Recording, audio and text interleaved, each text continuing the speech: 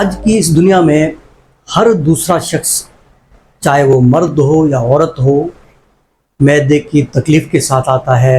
Gastric problem, मैदे में जलन, तेज़ाबियत, पेट में दर्द, मुख्तलिफ़ किस्म की शिकायत के साथ आते हैं।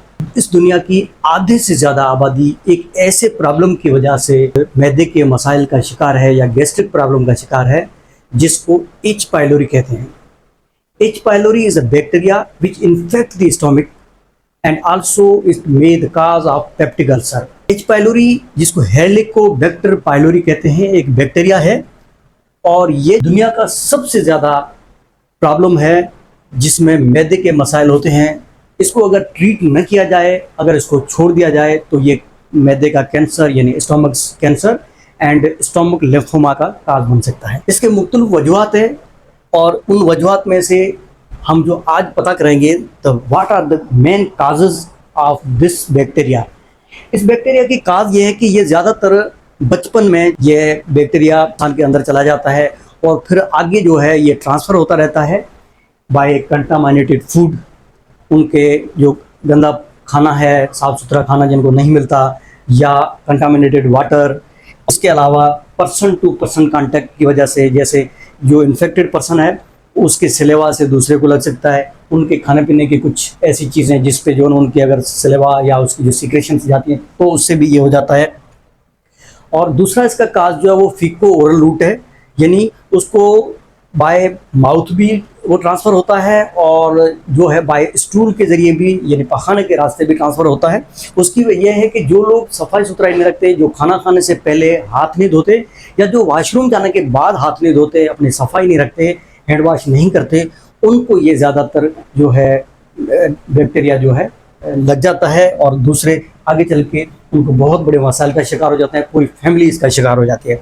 और उसके अलावा हेरिडिटी फैक्टर भी होता है, जो लोग फैमिली में चला आता है और फिर दूसरे को होता है, इसी तरीके से ये बीमारी लगती है।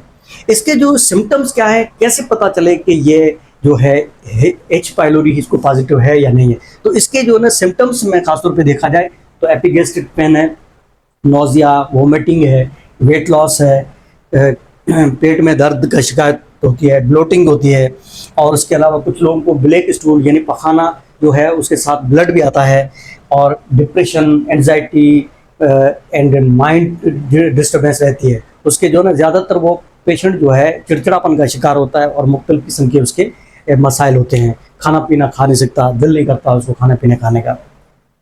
अब आते हैं इसके इसको डायग्नोज कैसे करें, how we can diagnose this disease. इसके लिए ब्लड एच पाइलोरी का कराया जाता है, उससे पता चल जाता है। एच पाइलोरी स्टूल का टेस्ट होता है, एंटीजन, जिसकी वजह से भी पता चल जाता है। उसके अलावा यूरिया ब्रीथ टेस्ट कराया जाता है, जिससे भी यह बैक्टीरिया जो है वो डायग्नोस हो जाता है। कुछ लोगों में एंडोस्कोपी करके उसकी बायोप्सी करके उसको टेस्ट के लिए भेजा जाता है, उसका कल्चर कराया जाता है, जिससे भी ये बैक्टीरिया इसका पता चल जाता है एच पाइलोरी का। अब इसके रिस्क फैक्टर्स क्या हैं, क्या रिस्क फैक्टर्स हैं जिसकी वजह से ये चांस है कि ये चीज़ या बैक्टीरिया ज़्यादातर होने के चांस हैं। इसमें सबसे पहले है जो लैक क्लीन वाटर, जहाँ पानी खाना साफ़ सुथरा न हो, तो सबसे बड़ी वजह जो है ना रिस्क फैक्टर है। दूसरा ये है जो कंजेस्टेड एरियाज में रहते हैं, एक छोटे घर में ज़्यादातर लोग मजमुआ रहता है, उसमें भी हो जाता है। और जो जिनकी जो है सफाई सुथराई का निज़ाम नहीं हो या ड्रेनेज सिस्टम जिसका अच्छा नहीं हो, उसकी वजह से भी ये हो जाता है। और क्लोज कॉन्टैक्ट विथ कंटामिनेटेड और इन्फेक्टेड पर्सन, जो इन्फेक्टेड पर्सन है उसके क्लोज कॉन्टैक्ट से भी ये डिजीज़, ये बैक्टीरिया हो जाता है। अब इससे तकलीफ को कम कैसे किया जाता है या इसके बचाव के कोई तरीक़ेकार, देखिए इसके जो है ज़्यादातर बहुत सारे लोग ऐसे हैं जिनको एच पाइलोरी पॉजिटिव होता है लेकिन कोई सिम्टम्स नहीं होते, कोई तकलीफ नहीं देता, लेकिन ज़्यादातर ऐसे लोग भी हैं जिनको बहुत तकलीफ देता है और बहुत परेशानी का शिकार होते हैं। तो उसमें इसको कमी करने के लिए बेहतर ये होता है कि वो अपना लाइफस्टाइल बेहतर करें, तो भी इसको कंट्रोल कर सकते हैं, इसकी तकलीफ़ें कम कर सकते हैं।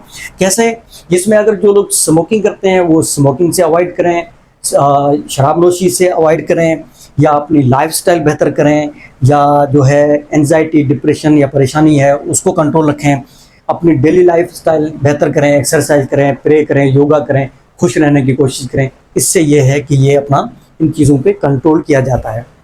अब आते हैं इसकी treatment, how can we treat this bacteria.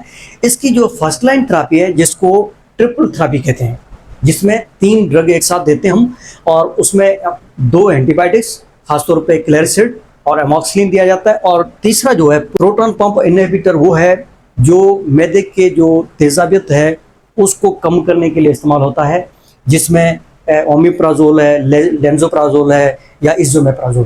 तो ये 3 जो ड्रग देके पेशेंट को कंट्रोल किया जाता है।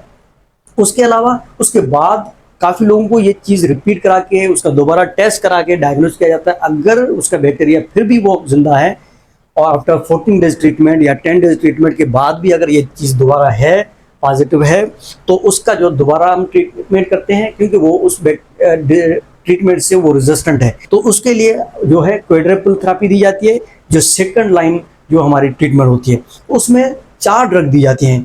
कैसे? उसमें सबसे पहले proton pump inhibitor, number 2 tetracycline antibiotic, number 3 मेट्रोनोजोल यानी फ्लैजेल, और चौथा जो होता है बिस्मथ जो दी जाती है, जो कि खासतौर पे मैदे के जो जख्म है उसकी हीलिंग के लिए काम आता है, और लूज मोशन में भी दी जाती है। ये मुकम्मल ट्रीटमेंट देने के बाद 10 to 14 डेज की ट्रीटमेंट के बाद दोबारा उसका टेस्ट कराना चाहिए, चाहे ब्लड टेस्ट करा लो या stool for H pylori antigen करवा लें। उसमें अगर ये नेगेटिव हो जाता है तो ये क्योरेबल है या क्योर हो चुका है, अदरवाइज की दोबारा ट्रीटमेंट कराना चाहिए।